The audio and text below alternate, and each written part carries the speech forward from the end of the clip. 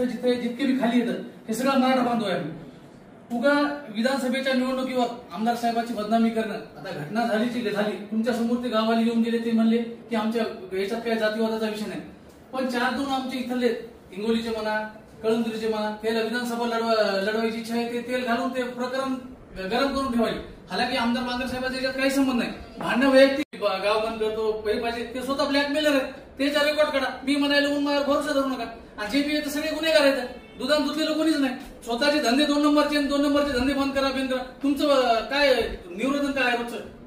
जे तुम्ही आता पत्रकार महोदय, आता नाव घ्यायला चांगलं वाटत नाही, डुप्लिकेट पत्रकार नियमाचं काही हे नाही, आणि गाव बंद करतो, गाव बंद करता का आम्ही चालू करून दाखवतो.